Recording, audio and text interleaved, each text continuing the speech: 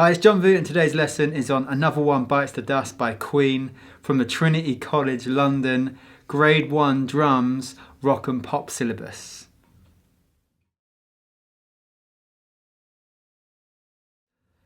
So Queen, one of the biggest rock bands of all time. This is one of their songs from their 8th album called The Game, released in 1980. So if we look at the sheet music, we can see the song title on the top left of the page, Another One Bites the Dust.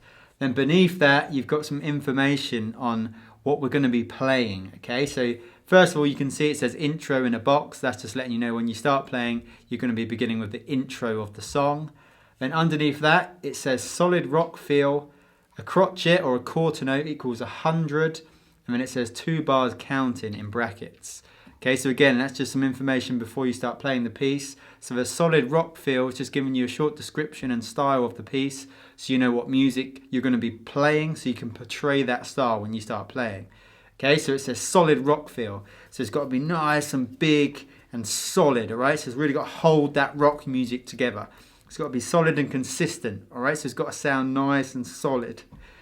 Then it says crotchet or quarter equals 100. That's the tempo of the music, so that's how slow or fast you play. So in this case, it's telling you there's 100 beats per minute, okay? That's the tempo. So a beat is a crotchet, so it's telling you a crotchet equals 100, so that's telling you the crotchet is the beat. So you're going to be hearing 100 crotchets every minute, and that's the rate of the crotchets, okay, which is the tempo. So it's going to be 100 of them every minute. All right, then the 2 bars counting is just letting you know that when you play this with a backing track, because this music is played with some music, then you're going to hear a 2 bar counting, okay? So it's going to give you that little bit of time to feel the tempo, to hear the tempo, okay? Because that's what a counting does. It sets the tempo, all right? It doesn't just count you in to start playing. It's not just like a countdown. It's giving you the feel, right? So when you hear that counting, you've got to start hearing it and feeling it. So when you start playing, you're coming at the correct tempo. All right, so it's just letting you know that you've got a 2 bar count in to start playing. Right, so that brings us down to the stave, right? So our first bit of music. So you can see the percussion clef or the neutral clef at the start of the stave, just letting you know it's percussion, or in this case, drum notation on the stave.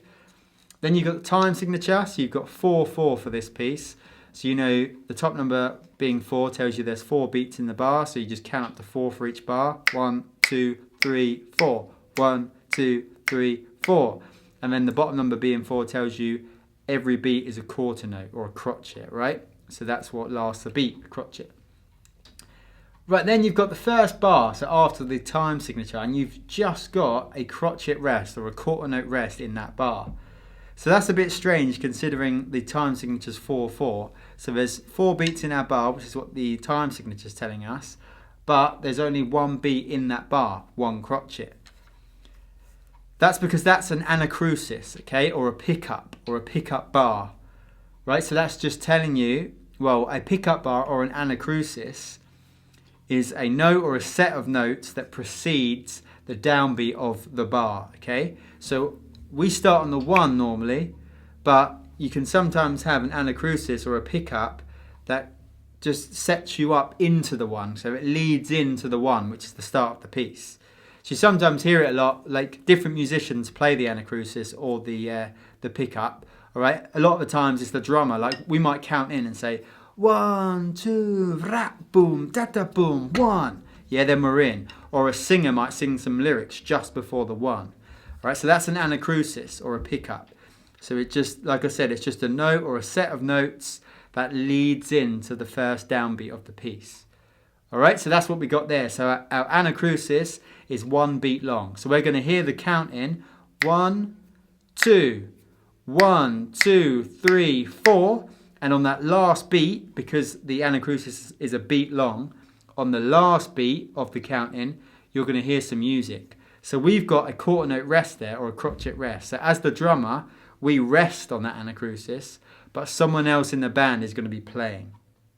All right, so let's have a listen to that first of all. Let's just play the start of the track, and what you'll hear before the 1 on the 1 of the start of the piece, not the 1 of the count in. So before the 1 of the start of the piece where we start playing, there's going to be some music coming in just before. All right, so let's have a listen to that. And that is the anacrusis, or the pickup, or the pickup bar, or the pickup measure. Okay, so remember, measure means the same thing as bar. So let's have a listen to it just so we can hear the anacrusis.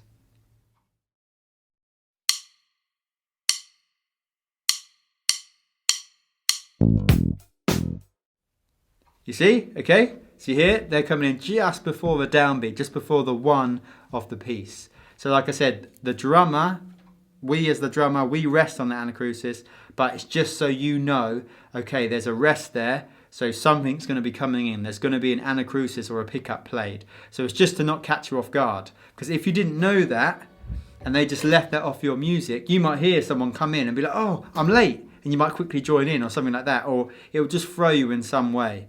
Okay, so it's very good information for it to be there, just letting you know there's an anacrusis played and it's not specifically you playing it. Okay, sometimes it will be, but in this case it's not. All right, so that's the first bar. Then at the end of that bar, we've got a repeat marking or a repeat symbol.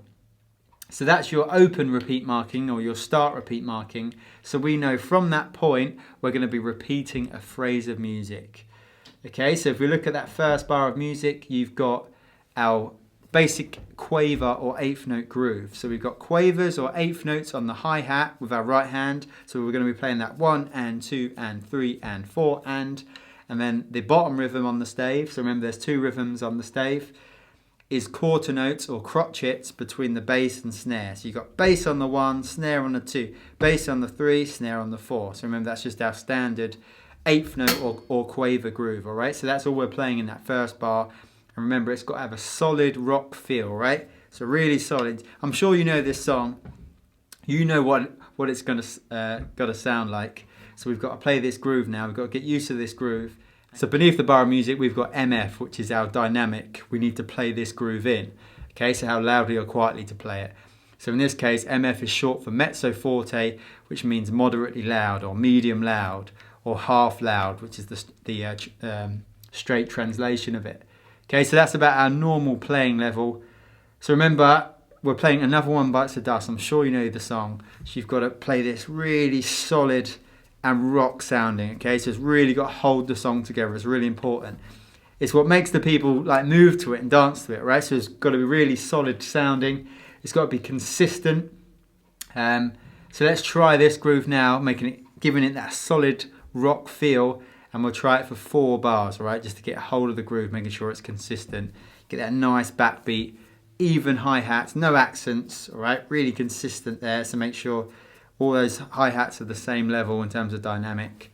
And obviously the bass drum's nice and solid as well, all right? So let's give the groove a go for 4 bars.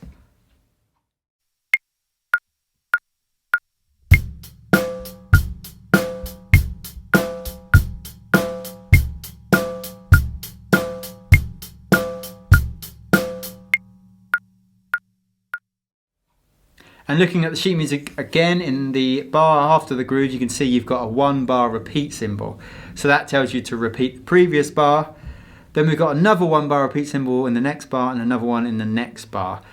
And remember, when we repeat a groove, a 1 bar groove where there's a few repeats, it's always good to number every 4th bar of the repeat so we can keep count of how many we've played, okay? So it's very common in drumming to repeat a groove. And it's easy to get lost when you're following sheet music with loads of 1 bar repeats, okay? Because they all look the same. Some are really small on sheet music. So if we've just got those every 4th bar numbered, we can kind of follow it easier because obviously we naturally feel that 4th bar, right? So when you're playing the groove, you can normally feel you're on the 4th bar. So looking at the music, you can just see, okay, there's a number 4 there above that 1 bar repeat. That's letting me know it's the 4th bar of the groove, all right? It doesn't mean it's the 4th repeat. It means it's the 4th bar. Okay, it's the 4th time you've played the groove. Right, so that's our top line, and then you can see at the end of that line, you've got the end repeat marking there, the end repeat symbol, which is telling you that's the end of the repeated phrase. So remember where you saw the start of the repeated phrase at the start of the groove, and then you've got the end repeat at the end of the line, which is the 4th bar of the groove. So you play that groove 4 times for the top line, and then you repeat it because the phrase has got repeat markings, okay? So that's what we do for that top line.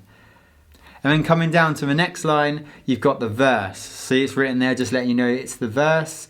And we've got the same groove, okay? We're in the same dynamic. The dynamic hasn't changed. So we play the same groove, and you can see again for that whole line, you've got 1 bar repeats, and you've got the 4th bar numbered there again, just for ease of reference, you know where you are. So coming into the 3rd line, we've got 3 more 1 bar repeats. So that's repeating the same groove you've been repeating. And then we come to the end of that line where we've got a 1 bar fill. So this fill, let's just break it down. So the rhythm first, you've got 2 eighth notes or 2 quavers. So that's the first beat. Then on the second beat, you've got 4 16th notes or 4 semiquavers. Then on the 3rd beat, you've got another 4 semiquavers or 4 16th notes. And then in the last beat, you've got 2 more quavers or 2 eighth notes. So that whole bar, the rhythm will be counted 1 and 2 E and a 3 E and a 4 and. All right, so now we know the rhythm, we can look at what part of the kit we play it on, which is called the orchestration. So the first beat you play on the snare drum, the second beat you play on the snare drum, the 3rd beat you play on the snare drum as well. So you've got 1 and 2 E and a 3 E and a on the snare drum. That's going to be played as single stroke. So you've got right, left, right, left, right, left, right, left, right, left. Then the last beat, which is the 4 and, you're going to play on the floor tom. So you see how, again, the music helps you out here. So for our snare notes, the stem is pointing downwards, okay? That's because it's in one of the higher spaces of the stave. So you see you've got 4 spaces on the stave. So if the note is in the top 2 spaces, the stem points down. And if the note's in the bottom 2 spaces, the stem points up, okay? That's if the note's on its own. So you can see the snares, because they're in the 2nd space, the stem points down. And then when the drum changes to the floor tom at the end, the stem points up, just letting you know the note head is dropped down to one of the lower spaces, all right? So it really gives you a hand, because if you looked at all those notes and all the stems are pointing the same way, then you might not notice that it's dropped down, okay? So it's just for ease of reading. So there you go, it's just giving you that sort of clarification that it's changed drum. So we play that last beat on the floor tom, we're going to play right, left. So the whole fill is 1 and 2 E and a 3 E and a 4 and, okay? So stay on the snare for the first 3 beats, come across to the floor tom for the last beat, and remember you're going to play the whole fill in single strokes, so just right and left. So right, left, right, left, right, left, right, left, right, left, right, left. And the rhythm again, 1 and 2 E and a 3 E and a 4 and. So let's try just that fill, okay? We'll try it 4 times through just to get hold of it in time with the metronome.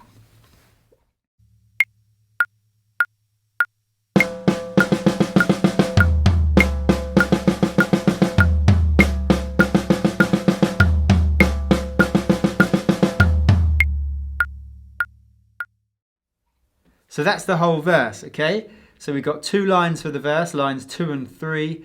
You've got 7 bars of the song groove, and then you've got a 1 bar fill. All right, so let's try all 8 bars, so the whole of the verse in time with the metronome. And remember, keep that groove really solid and rock sounding, okay? Consistent. Remember, no unexpected accents in the groove. And when you come to that fill, make sure it's really precise, all right? All the notes are in the right place. The rhythm sounds good and clean, and you're playing it on the right drums. And again, there's no change in dynamics. You really want it consistent over the dynamic we're playing in, which is mezzo forte. So just bear that all in mind as you play this part. So we'll try the verse in time with the metronome.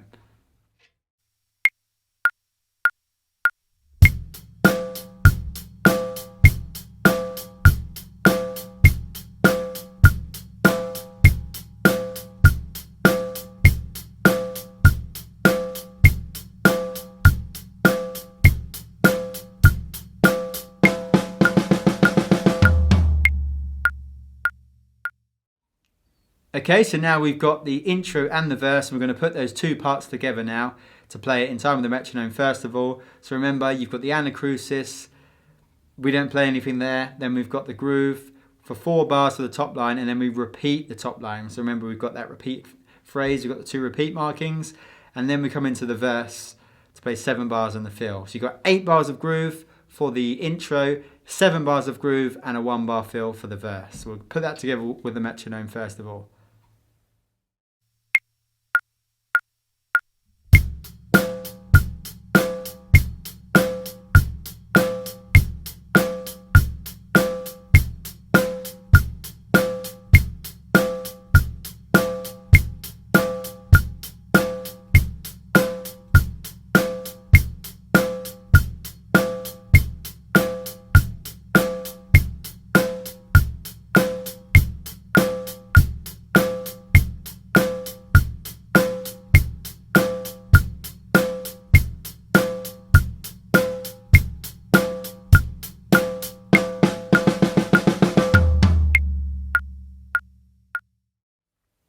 And now we're going to try and play the intro and the verse to the backing track.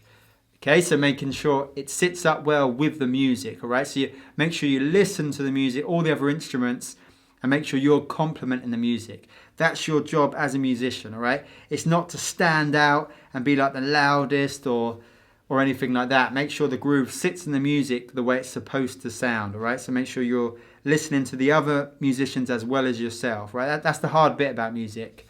So obviously you might need to concentrate on your part initially, just find the timing and the consistency, but once you've got that, really try and make sure you're mixing into the music where you're supposed to be, all right? You're not standing out or you're not too quiet even, all right? So just make sure you're sitting in, giving it that solid rock feel. So remember the counting is 2 bars, and you've got that 1 beat anacrusis as well, or that pickup, or the pickup bar. All right, so don't be caught out by that. Don't let that throw your count in. So let's give it a try with the music.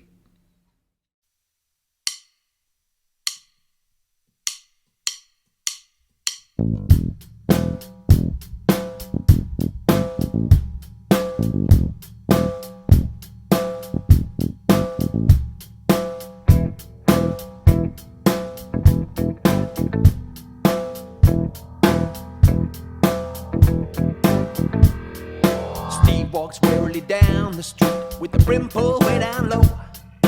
Ain't no sound but the sound of his feet. Machine guns ready to go. Are you ready? Hey, are you ready for this? Are you hanging on the edge of your seat?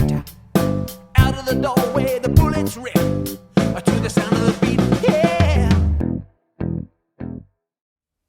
Now we come into line 4. So this is from bar 13. You've got the chorus, so it's labelled there for you, letting you know it's the chorus. And we've got the same groove, okay? So we're carrying on playing the groove that we've been playing in the intro and verse. Then we've got 2 more 1-bar repeats. So we repeat the groove for another 2 bars. So we play it 3 bars in total. Then in the last bar of that line, we've got half a bar of the groove. So for the 1 and 2 and, we play the groove. And then we've got a fill for the 3 and the 4. So the 3rd beat and the 4th beat. And the rhythm of the fill, so starting on the 3, is 3 and 4E and. Okay, and where you play that, you play the 3 and on the snare, so you're going to play that as a right left. And then the 4E is on the snare, and then the and is on the small tom. So you've got 4E and.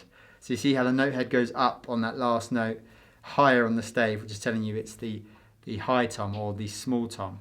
So you've got 3 and 4E and. Okay, right, left, right, left, right. All right, so let's give that bar a go, okay? So just that last bar on the line. So half a bar of the groove for the 1 and 2 and. Then you play the fill for the 3 and 4E and. So let's try that whole bar, and we'll try it 4 times through just to get a real hold of changing from the groove into that fill, into that short fill. All right, so let's try that with a metronome.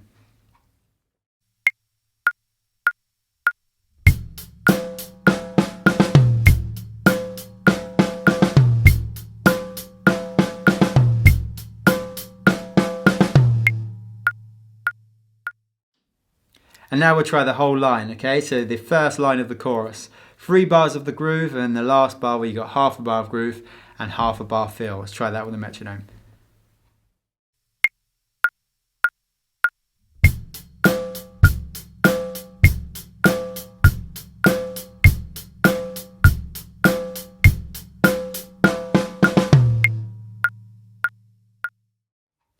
Then moving into the next line of the chorus, so from bar 17, you've got a couple of changes in this bar.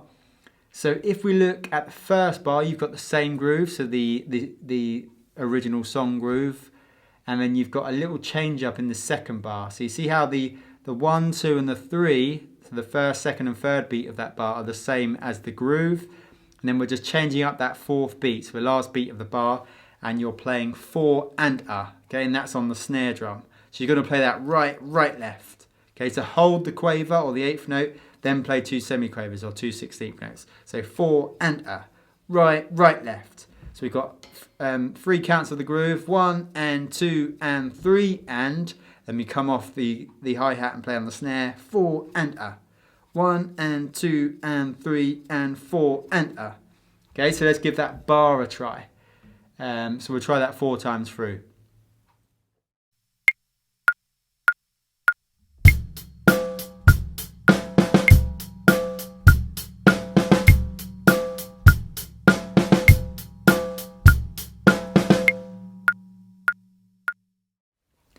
So now let's put bar 17 and 18 together. Okay, so you got one bar of the groove, and then you've got your bar we just played, which was 3 counts of the groove, and then your 1 beat break on the snare drum.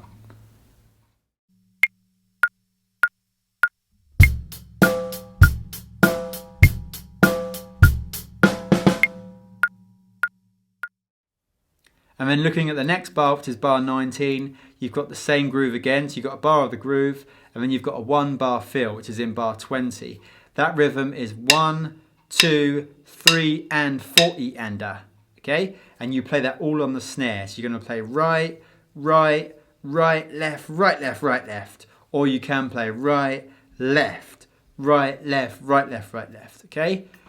So either sticking pattern is fine, but let's just try that rhythm now, that feel on the snare in time with the metronome. And again, we'll try it 4 times through, just get a real hold of the rhythm so we can get a feel for it. Just making sure it sounds, make sure the notes are precisely where they're supposed to be, okay? So make it sound nice and smooth and neat. All right, let's give that a try with the metronome.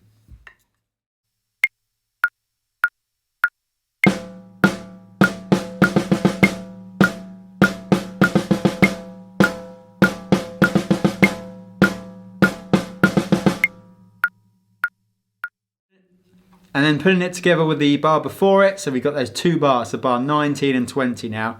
So we'll try that in time with the metronome just to hear how that feel sounds against the groove.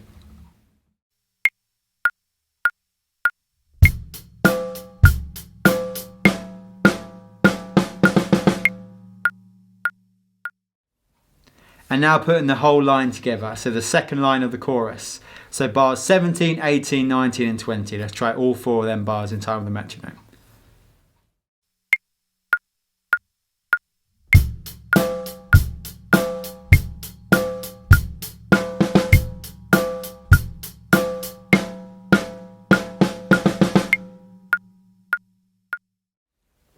And that brings us to the final bar of the piece. So you can see it's the final bar because if you look at the last bar of the line, you've got that final bar line there letting you know it's the end of the piece. So on this line, so it starts at bar 21, you've got the groove, again the same groove, the song groove we've been playing.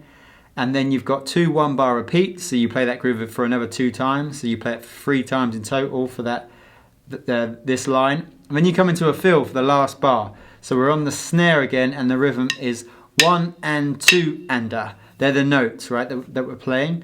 So you've got right, left, right, right, left on the snare drum, okay? And you can see beneath it, you've got an F. So that means, well, that's short for forte, which means loud. So you're going to come up a little bit for this part. So you've been at mezzo forte, MF, for the whole song. Now we're bumping it up to F, just 1 level to forte. So you've got to pick these notes up. And then you've got 5 notes there, 1 and 2-ender. The last 2 notes have got 2 little arrowheads above them, which are accents, okay? So we call them a type of articulation. That tells you how to play a certain note. So that is an accent, which tells you to put more stress or more force or more emphasis on those notes, okay? So they've got to be a bit louder. So you're in forte anyway, but these 2 have really got to punch out and be kind of, they've got to stand on their own a bit more, right? So we've got to give them a bit more power. So you've got right, left, right, right, left. Really punch them out, those accents, because they're going to fit right in time with the music as well. So it's really important they're precise. So they've got to be precise, and they've also got to be strong. Place emphasis on them, that's what an accent is, all right? Then if you look after that, you've got a crotchet rest or a quarter note rest, and then that's it. So that bar has only got 3 beats. You've got a 2-beat fill, so you've got 1 and 2-ender for your fill. Then you've got a rest on 3. So where's the 4 if we're in 4/4? So in this case, we need to take in the anacrusis or the pickup into account. So the anacrusis or pickup was 1 beat long. So that means we're going to take that beat away from the last bar. Okay, so that's what's happened there. So you've got 3 beats in the final bar because you've had 1 beat in the initial bar, the pickup bar, all right, or the anacrusis. So that's why you're a beat short in that bar, just to let you know. So whenever you're a beat short, always look at the anacrusis and it should add up. All right, it should match with the time signature. So that's the last line. So let's give that last line a go with the metronome.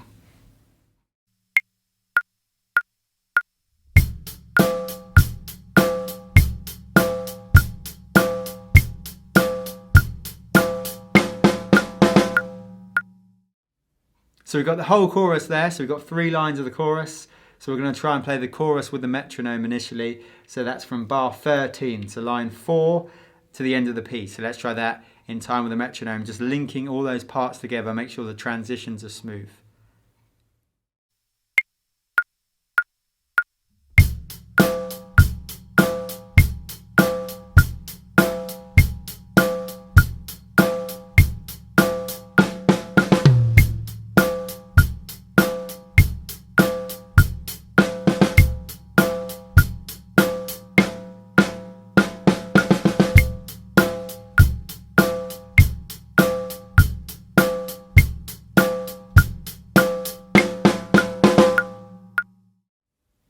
And now we'll try the chorus with the backing track.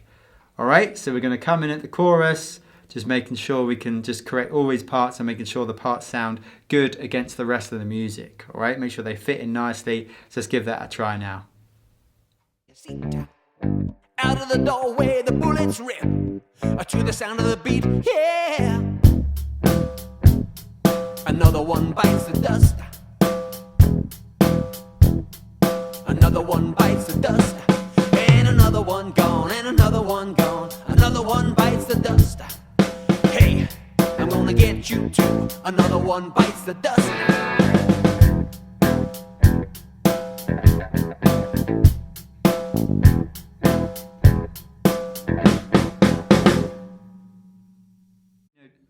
So now you can play all the notation. It's time to play the whole piece with the backing track. Okay, so we're going to give it a go. Remember, you've got your 2-bar counting, you've got your anacrusis or your pickup bar, you've got your groove at the start. Make sure it sounds solid, all right? So give it that solid rock feel the whole time you play that groove. You've got your repeats on the top line. So remember, you've got your 1-bar repeats, but you've also got your repeated phrase, all right? So you repeat the top 4 bars. Then we come into the verse. So you remember, you need to take that groove into the verse. Keep the transition smooth, make sure the groove doesn't change. Then at the end of the verse, so the second line of the verse, you've got your 1-bar fill. So keep that really tidy sounding. Make sure, again, no accents and it's really smooth. All the notes are in the right place. So remember, you start on the snare and finish on the floor tom for that fill. Then after the fill, you can see a double bar line there. So that's letting you know there's a musical change, which prepares you for the next line, which is the chorus. So remember, keep the groove the same sounding into the chorus. Then you've got your little break on 3 and 4 at the end of that line. Change back into the groove. You've got another little break on the 4th beat of the next bar. Back to the groove, and you've got a 1-bar fill. Okay, keep that neat and tidy on the snare. Then you come into your final line. Keep the solid groove, and then you finish with that fill, 2 beats long. Bring up the dynamic to forte, and make sure you finish on those 2 sharp accents. All right. That's the whole piece. Let's give it a go.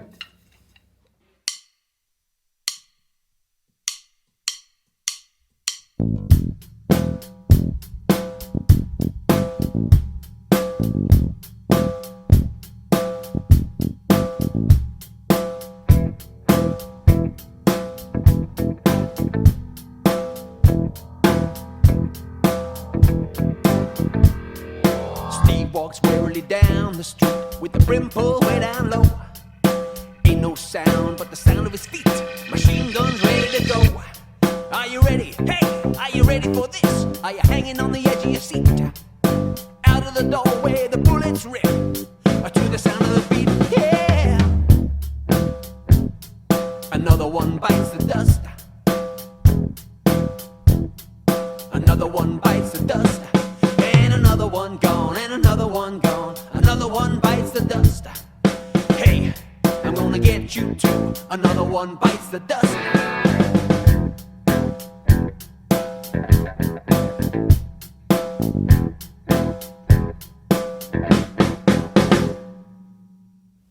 Okay, so a great, enjoyable song to play. So have fun playing to it. Keep that solid rock feel the whole way, okay? So really portray that as you play the song. You can't be timid for this song. It's a big song, all right? So you really got to play it big. Nice, big, steady groove, all right? So keep it grooving the whole way. Keep everyone dancing with it, all right? Just think that. Think if you were performing this in a stadium, you want everyone bouncing along, all right? So that's your job as the drummer, to portray that in the music. Keep everything consistent, no unexpected accents anywhere, right? Keep it all kind of monotone, make sure it's all the same sort of level. And yeah, just bring it across into your playing, all right? So remember, the feeling you feel as you play comes out as you express yourself on the instrument. So make sure it's fitting for the music. And also any of the parts, all right? We practice them all to the metronome at the song tempo, but if you need to slow it down, do it, all right? So make sure all the parts sound good first. So if you need to bring the tempo down, which I expect most people to, because I'm just showing you how it's got to sound eventually, then spend as much time as you need to playing it comfortably at a slower tempo, all right? So do that, because it will put you in much better stead for your drumming, and your drumming will sound much better in the long term. So put in the time, put in the effort at slower tempos if you need to, which, like I said, most people will. Then build it up to song tempo. Once you've got it there, that's when you want to attempt it to the track, all right? So there's no need for rushing. Take your time and enjoy it, and we'll see you in the next lesson.